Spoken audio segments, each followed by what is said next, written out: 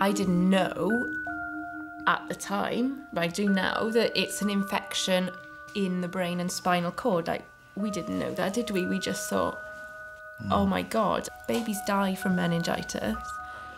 I was really angry for quite a while. Step, step. I never really thought, why me, why us? But I kind of was like, why Jake? Step, step. We went through a whole grieving process ourselves, I think. Definitely. Just for what we expected from parenthood and what we have from parenthood. And that was really hard. I don't think I'd ever thought I wouldn't have children. And then obviously being with Nick, who doesn't want to have children, I always thought, oh, right, he's married me. I might be able to have some cats one day. I really thought I might convince him to let me have some cats. I never thought babies would be on the cards. I'd never wanted kids for a long, long time. And then, I don't know, just something changed one day. I feel sick. OK. Before we got married, I came home one day and told Kate, I've decided something today and I want to tell you about it, but you're going to have to wait until your wedding day. But I want you to know today's the day I've made a decision. She never found out until the wedding day, and at what point I told her that, you know, yeah, I'm ready to have some kids.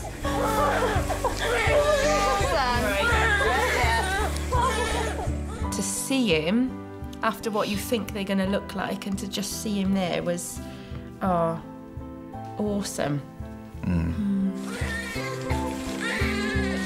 Suddenly, being a parent is more important than everything else. You've got all these list of priorities in your life, all these things you think are important, and then this is top trumps the lot. And it's like, wow, and suddenly everything else pales into, you know, insignificance, really.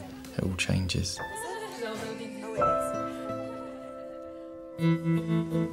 Jake was born a healthy baby, and when he was 3 days old, Kate and Nick took him home.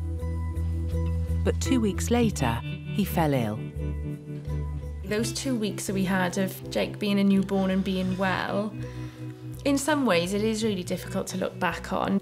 But in a way, I look back on those 2 weeks as being like the most perfect 2 weeks of being parents that anyone could ask for, because I think they were amazing. I remember waking up thinking, oh, I haven't fed Jake yet, and looking at the clock and thinking, oh, that's weird. And I looked in on him and I was like, yeah, he's not right. And he was quite cold, wasn't he, as well? I said, oh, I've cutched him in and he still doesn't feel particularly warm. And yeah, we went in the ambulance, you know, with the sirens on. It was a bit scary, and there we were in A&E. And they were trying to get an IV line in him. And it kind of hit me that that's my baby, and these people they're not calm.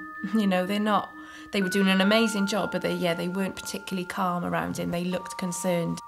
It was the start of all of his needles in him, wasn't it? Yeah. Yeah. God, it was a hard day. Jake was diagnosed with a bacterial infection, GBS meningitis. I didn't know at the time, but I do now, that it's an infection in the brain and spinal cord. Like, we didn't know that, did we? We just thought, oh my God, babies die from meningitis.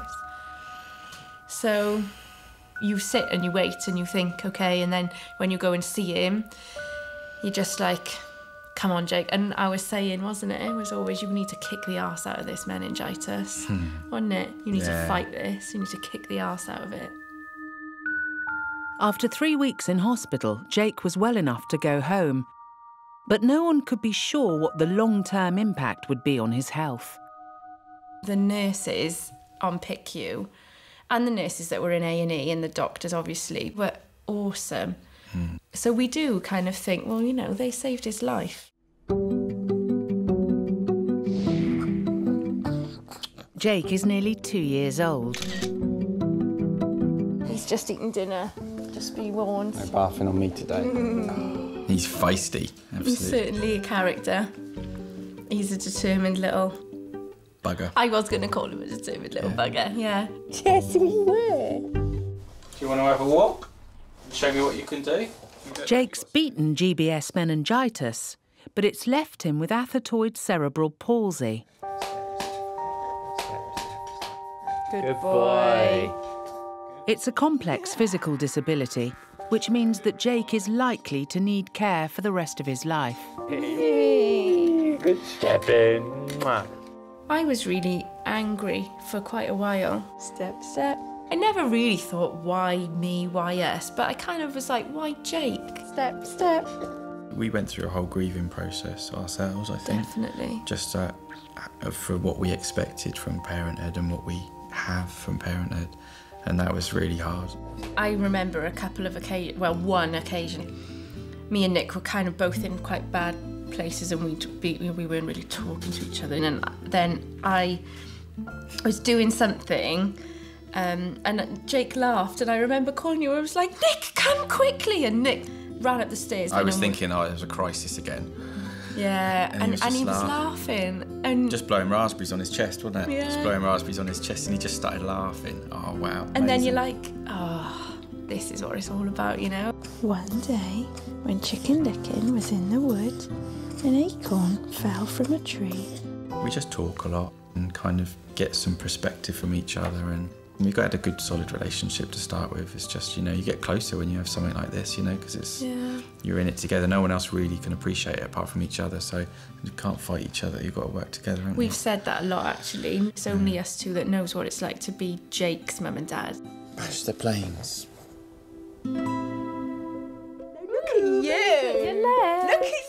Jake has a core team of 5 specialist support workers helping him with his development. Does Jake want more? He's not going to be able to run 100 metres. He's not going to be able to do the high jump or anything like that. But I think he might be able to. He might be able to make a word. Maybe I think that's he the might thing. be able to produce sounds that have some element of it. He might be able to do some things that give him, you know, not a bad life. Yeah. Some independence. Look for more Jake's bubbles? physical impairments make it difficult for him to express what he understands, but it is hoped that mentally he will develop normally. Well done, good looking. I love it when he looks at you. Well done. We just savour everything, and there are loads of achievements, and he does so much cool stuff with the help of all of his team. It is just about focusing on what he can do and, you know, having little goals, and I like a nice little goal to work towards. Does Jake want more cats? Go on, Jake. Turn that page. There, look. He's working so hard. I Look know. at him. Go on, Jake. Turn that page. Go Done. on, Jake. Turn the page. I think I'm this way. That's it. Turn the page. Good boy. Well done. Jake, That's amazing. Jake, you're very clever. Jake, that's brilliant. Are you celebrating as well? I think he is. Are you celebrating as well? That is absolutely fantastic. He knows when he's doing well because, well, he just does. He knows, doesn't he? And he does certain things, and he looks in a certain way. So just say, "Yep, I know." Look at me. Look at yeah, me. puffing his chest out. It's brilliant. It really is. We've tried to have a philosophy of still doing all the things we'd want to do if Jake didn't have his disabilities. So we try and do all those things. We just do them a bit different to everyone else. Nick's quite proud of the fact that Jake's not 2 yet, and he's been to 5 race circuits around the country. I reckon, Daniel, every time Jake goes like that, he's trying to talk. That's what. He's making noises, so I think that's how he's trying to talk. Yeah. We want Jake to be integrated into the local community so that all the kids growing up with him know him for oh, that's just Jake. That's not, or that's that kid who walks funny. God, that'd be nice. or anything like that, you know. It's just, oh, that's just Jake, and they look out for him, and hopefully he's got a group of mates that will be like that. We'll go and enjoy watching the race, all right? We'll see you in a little while. See you later, Jakey. Come on, you look gorgeous. Let's go. I'm just doing this. I love spending time with Kate. We're like best friends, so, you know, just hanging out is like the best thing in the world. Just having a drink or eating something, you know. We try and do that once a month. So tonight, Kate's mum has come to babysit, and a table's been booked for dinner at their local pub. I hope he's all right. I'm sure he will be. It's not just any old date. Oh, There's something to celebrate. So, here's to Jake's little brother or sister. Excellent news. The news is we're going to have another child. Kate's pregnant, so and yeah, which is brilliant. Last time we had this whole plan, and now I just don't care about any of it. All I care about is coming out the other end. And how much later on as well. Healthy baby, really. We've decided that we can do this again. So, yeah, it is a big deal, but it's really nice. It's still just as exciting to be having this baby as it is when we found out we were having Jake. I'm excited about the future. Fingers crossed it just carries on the way it's going now, and you know, Jake's doing well, and if he can just keep making steps and we're happy together and we have a lovely, healthy new baby, you know, it's great, isn't it?